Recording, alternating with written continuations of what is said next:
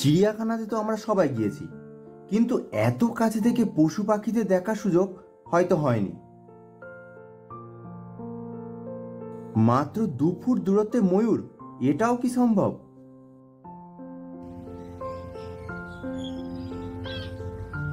Emu উট পাখি থেকে ম্যাকাও, পাশে বসে ছবি তোলা ভাবাই যায় না।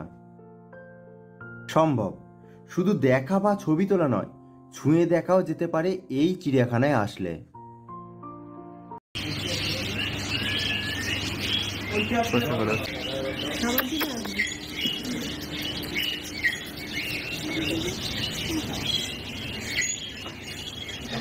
এখন যেটা আমরা দেখছি এটার নাম হচ্ছে লেডি আমা ফেজেন্ট। এই যে পাখিটা দেখতে পাচ্ছি এর নাম হচ্ছে লেডি আমা ফেজেন্ট। বিবর ফেজেন্ট, লেরিয়ামা ফেজেন্টের মতন বিদেশি পাখিদের স্বর্গরাজ্য এই চিড়িয়াখানা। এই যে রঙিন পাখিটা আমরা দেখতে পাচ্ছি এই পাখিটার নাম হচ্ছে সিলভার ফেজেন্ট।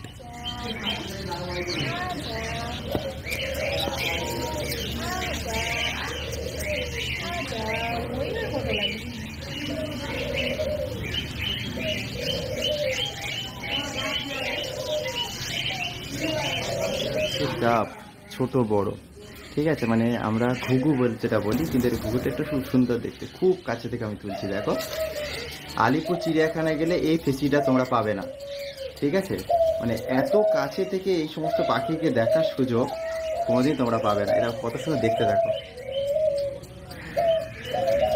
কত ধরনের ডাব, দেখো, ঠিক আছে। আমরা তো ঘুঘু অনেক ধরনের দেখতে পাই, কিন্তু এই ধরনের ঘুঘু তোমরা দেখেছো কি? আর কি সুন্দর ডাকছে এরা।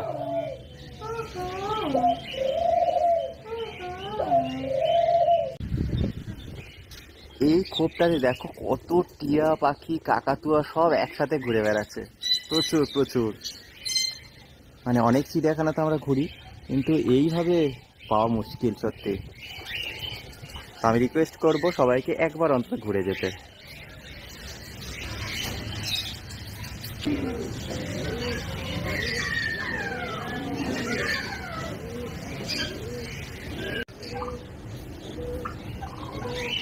ম্যাকাওটা শুধু সাইজ দেখো, বাপরে কি বিশাল বড়।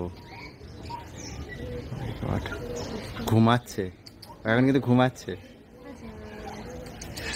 পেখম খেলিয়ে বসে আছে, দাঁড়িয়ে আবারই আরো ফোলাচ্ছে, আরো ফোলাচ্ছে। এখানে প্রচুর ধরনের ব্রিডিং রয়েছে।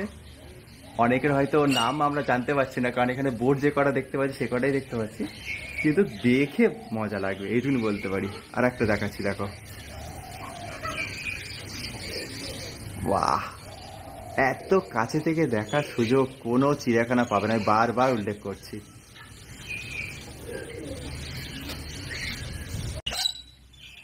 এটা কি?